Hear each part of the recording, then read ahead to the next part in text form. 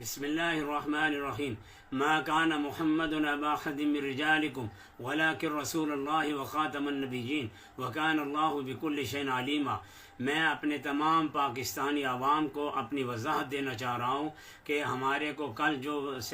Press conference وزیر اطلاعات اور حنیف عباسی صاحب نے کی ہے، اس سے قبل ہماری میٹنگ کمشنر آفس میں علماء امن کمیٹی کو بلایا گیا کہ ہمیں صرف ایک موقف علماء کا لینا ہے۔ وہ موقف یہ ہے کہ ایک مولانا صاحب نے چیف جسٹس کو قتل کرنے کے لیے رقم دینے کا اعلان کیا ہے۔ اس سلسلے میں ہم شرعی موقف علماء کا چاہتے ہیں، اور میٹنگ کے دوران بھی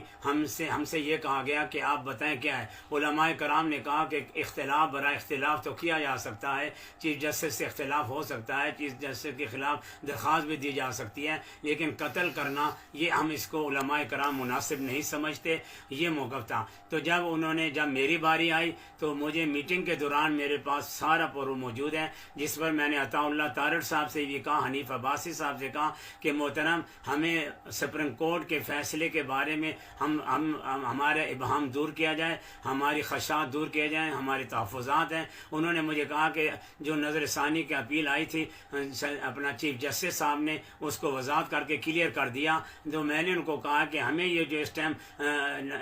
پکڑایا گیا ہے چیف جسٹس کا فیصلہ، اس فیصلے کے اندر ہمارا ابہام ابھی تک دور نہیں ہو پایا۔ ہمارا ابہام یہ ہے کہ جو انہوں نے قادیانیوں کے خلاف فیصلہ دیا ہے وہ تو اپنی جگہ ہوگا، علماء کرام اس کے اندر اپنا موقع بیان کریں گے، لیکن ہمارا جو خدشہ ہے وہ یہ ہے کہ چیف جسٹس صاحب نے چار دیواری کے اندر شاعر اسلام قادیانیوں کو، جو پاکستانی 73 کے آئین کے مطابق کافر ہیں، چار دیواری کے اندر انہیں شاعر اسلام کی اجازت کیوں دی ہے۔ ہمیں یہ بہام پایا جاتا ہے، اگر ہمارا یہ بہام دور کر دیا جاتا ہے تو ہم اس فیصلے کو تسلیم کریں گے، ورنہ یہ کسی صورت بھی نہیں ہو سکتا۔ پاکستان کے 73 کے آئین میں واضح طور پر لکھا ہوا ہے کہ قادیانی دائرہ اسلام سے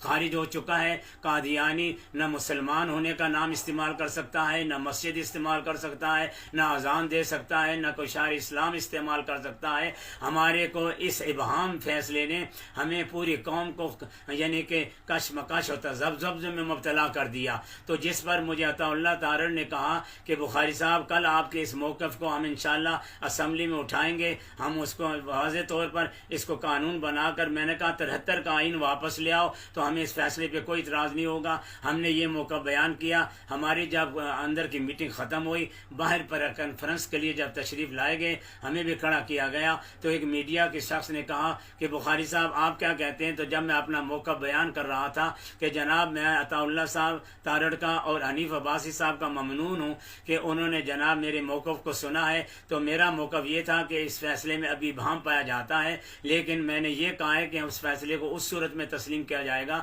کہ جب چار دیواری کے اندر چیف جسٹس صاحب نے کہا کہ وہ شاعر اسلام جو ہے نا استعمال کر سکتے ہیں۔ ہم نے کہا اگر شاعر اسلام والا لفظ مٹا دیا جائے، قادیانیوں کو 73 کے آئین کے مطابق 2 ٹوک الفاظ کے اوپر اپنا واضح فیصلہ مقرر کریں تو ہم اس فیصلے کو مانیں گے، پھر علماء کرام سے بھی ہم رائے لیں گے۔ لیکن میرے موقف کو توڑ موڑ کر پیش کیا گیا، غلط فہمی پیدا کی گئی، جس سے پوری قوم میں خدشات پیدا ہو گئے کہ شاید اظہار بخاری جو ہے نعوذ باللہ غلط کر بیٹھا ہے اور اس نے سپریم کورٹ کے فیصلے کو تسلیم کیا۔ میں نے کوئی تسلیم نہیں کیا۔ چار دیواری کا فیصلہ جب تک واپس نہیں جاتا، یہ فیصلہ میں کسی صورت ماننے کے لیے تیار نہیں ہوں۔ میں واضح طور پر سارے علماء کرام کو، تمام علماء تشیع کو، تمام اہل سنت کو، تمام دیوبند کو، تمام